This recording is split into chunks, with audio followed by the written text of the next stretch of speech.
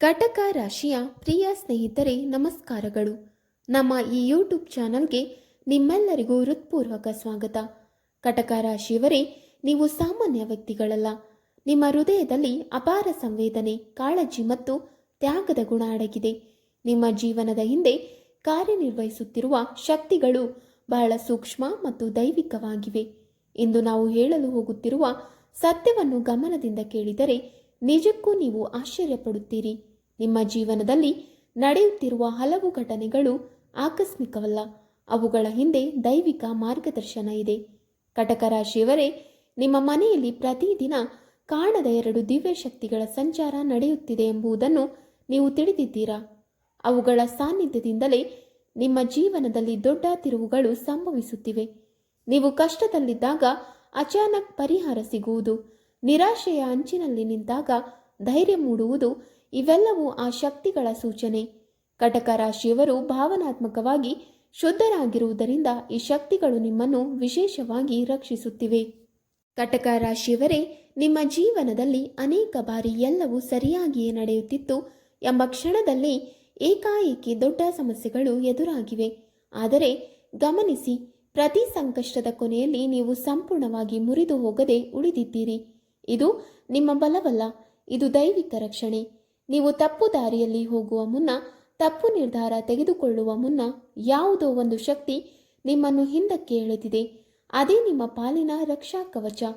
ಕಟಕ ರಾಶಿಯವರೇ, ನಿಮ್ಮ ಮೃದುವಾದ ಹೃದಯ, ಕಾಳಜಿಯ ಸ್ವಭಾವ ಮತ್ತು ಕುಟುಂಬ ಪ್ರೇಮ ಎಲ್ಲರಿಗೂ ಇಷ್ಟವಾಗುವುದಿಲ್ಲ. ನಿಮ್ಮ ಒಳ್ಳೆಯತನವನ್ನು ದುರ್ಬಲತೆ ಎಂದು ಭಾವಿಸುವವರು ನಿಮ್ಮ ಸುತ್ತಲೂ ಇರಬಹುದು. ಕೆಲವರು ಒಳಗೊಳಗೆ ನಿಮ್ಮ ಮೇಲೆ ಅಸೂಯೆ, ಕೆಟ್ಟ ದೃಷ್ಟಿ ಅಥವಾ ನಕಾರಾತ್ಮಕ ಚಿಂತನೆ ಇಟ್ಟುಕೊಂಡಿರುವ ಸಾಧ್ಯತೆಯೂ ಇದೆ. ಆದರೆ ಯಾರ ಮೇಲೆ ದೈವಿಕ ಶಕ್ತಿಗಳ ಆಶೀರ್ವಾದವಿರುತ್ತದೆಯೋ ಅವರಿಗೆ ಯಾವುದೇ ನಕಾರಾತ್ಮಕ ಶಕ್ತಿ ದೀರ್ಘಕಾಲ ತೊಂದರೆ ಕೊಡಲಾರದು. ನಿಮ್ಮ ಸುತ್ತ ಒಂದು ಕಾಣದ ರಕ್ಷಣಾ ವಲಯ ಇದೆ. ಕಟಕ ರಾಶಿಯವರೇ, ಮುಂದೆ ಬರುತ್ತಿರುವ ಕೆಲ ದಿನಗಳು ನಿಮ್ಮ ಜೀವನದಲ್ಲಿ ಅತ್ಯಂತ ಮಹತ್ವದ ಸೂಚನೆಗಳನ್ನು ನೀಡಲಿವೆ. ಹೊಸ ಅವಕಾಶ, ಕುಟುಂಬಕ್ಕೆ ಸಂಬಂಧಿಸಿದ ಶುಭ ಸುದ್ದಿ, ಕೆಲಸದಲ್ಲಿ ಬದಲಾವಣೆ ಅಥವಾ ಹಣಕಾಸಿನ ಲಾಭದ ಸೂಚನೆ ಕಾಣಿಸಿಕೊಳ್ಳಬಹುದು. ನಿಮ್ಮ ಜೀವನದ ಗತಿ ನಿಧಾನವಾಗಿ ಆದರೆ ದೃಢವಾಗಿ ಬದಲಾಗಲಿದೆ. ಆದರೆ ಎಚ್ಚರ ಅಗತ್ಯ. ಈ ಸಮಯದಲ್ಲಿ ಎಲ್ಲರಿಗೂ ನಿಮ್ಮ ಭಾವನೆಗಳು ಮತ್ತು ಯೋಜನೆಗಳನ್ನು ಬಹಿರಂಗಪಡಿಸಬೇಡಿ. ನಿಮ್ಮ ಮೌನ ಮತ್ತು ಒಳನಂಬಿಕೆಯೇ ನಿಮ್ಮ ಶಕ್ತಿ. ಕಟಕ ರಾಶಿಯವರೇ, ನಿಮ್ಮ ಜೀವನದಲ್ಲಿನ ಅತಿದೊಡ್ಡ ಅಡ್ಡಿ ಹೊರಗಿನ ಶತ್ರು ಅಲ್ಲ, ಅದು ನಿಮ್ಮ ಹತ್ತಿರವೇ ಇರುವ ಒಬ್ಬ ವ್ಯಕ್ತಿಯಾಗಿರಬಹುದು. ಸದಾ ನಿಮ್ಮ ಪರವಾಗಿರುವಂತೆ ಮಾತನಾಡುತ್ತಾ ನಿಮ್ಮ ಆತ್ಮವಿಶ್ವಾಸವನ್ನು ನಿಧಾನವಾಗಿ ಕುಗ್ಗಿಸಿದವನೇ ಆ ವ್ಯಕ್ತಿ. ನಿಮ್ಮ ಭಾವನಾತ್ಮಕ ಬಲವನ್ನು ಅವನು ತನ್ನ ಅನುಕೂಲಕ್ಕೆ ಬಳಸಿಕೊಂಡಿರಬಹುದು. ಆದರೆ ಈಗ ಕಾಲ ಬದಲಾಗುತ್ತಿದೆ. ದೈವಿಕ ಶಕ್ತಿಗಳ ದೃಷ್ಟಿ ಅವನ ಮೇಲೆ ಬಿದ್ದಿದೆ. ಅವನ ನಿಜ ಮುಖ ಶೀಘ್ರದಲ್ಲೇ ನಿಮ್ಮ ಮುಂದೆ ಬಯಲಾಗಲಿದೆ. ಕಟಕ ರಾಶಿಯವರೇ, ಈಗ ಆ ಮಹಾರಹಸ್ಯವನ್ನು ತಿಳಿಯುವ ಸಮಯ ನಿಜವಾಗಿಯೂ ಬಂದಿದೆ. ನಿಮ್ಮ ಜೀವನದಲ್ಲಿ ಮೌನವಾಗಿ ಆದರೆ ಅತ್ಯಂತ ಶಕ್ತಿಶಾಲಿಯಾಗಿ ಕಾರ್ಯನಿರ್ವಹಿಸುತ್ತಿರುವ ದಿವ್ಯ ಶಕ್ತಿಗಳು ಬೇರೆ ಯಾರೂ ಅಲ್ಲ, ಚಂದ್ರದೇವ ಮತ್ತು ನಾಗದೇವತೆಗಳ ಅನುಗ್ರಹ. ಚಂದ್ರನ ಅಧೀನದಲ್ಲಿರುವ ಕಟಕ ರಾಶಿಯವರ ಮನಸ್ಸು ಅತ್ಯಂತ ಸಂವೇದನಶೀಲ ಮತ್ತು ಶುದ್ಧವಾಗಿರುವುದರಿಂದ ಈ ದಿವ್ಯ ಶಕ್ತಿಗಳು ನಿಮ್ಮನ್ನು ಮನಸ್ಸು ಮತ್ತು ಆತ್ಮದ ಮಟ್ಟದಲ್ಲಿ ರಕ್ಷಿಸುತ್ತಿವೆ. ನೀವು ಅರಿಯದೇ ಇರುವ ಅನೇಕ ಸಂದರ್ಭಗಳಲ್ಲಿ ತಪ್ಪು ದಾರಿಯಲ್ಲಿ ಹೋಗುವ ಮುನ್ನ ಅಪಾಯದ ಅಂಚಿನಲ್ಲಿ ನಿಂತಾಗ ಯಾವುದೋ ಕಾಣದ ಶಕ್ತಿ ನಿಮ್ಮನ್ನು ಹಿಂದೆಳೆದು ಸುರಕ್ಷಿತ ದಾರಿಯತ್ತ ಕರೆದೊಯ್ದಿದೆ. ಅದೇ ಚಂದ್ರ ಮತ್ತು ನಾಗದೇವತೆಗಳ ಕೃಪೆ. ಕಳೆದ ಕೆಲವು ವರ್ಷಗಳಲ್ಲಿ ನಿಮ್ಮತ್ತ ಬಂದ ಕೆಟ್ಟ ದೃಷ್ಟಿ, ನಕಾರಾತ್ಮಕ ಶಕ್ತಿ, ಅಸೂಯೆ ಮತ್ತು ಗುಪ್ತ ಅಡಚಣೆಗಳು ನಿಮ್ಮ ಜೀವನವನ್ನು ತಲುಪುವ ಮೊದಲೇ ತಡೆಯಲ್ಪಟ್ಟಿವೆ.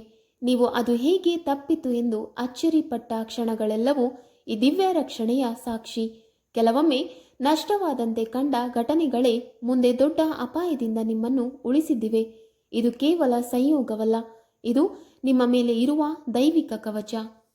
ಈ ಕೃಪೆ ಸದಾ ನಿಮ್ಮ ಜೊತೆ ಇರಬೇಕೆಂದರೆ ಕೆಲವು ಸರಳ ಆದರೆ ಅತ್ಯಂತ ಶಕ್ತಿಶಾಲಿ ನಿಯಮಗಳನ್ನು ಪಾಲಿಸುವುದು ಅಗತ್ಯ.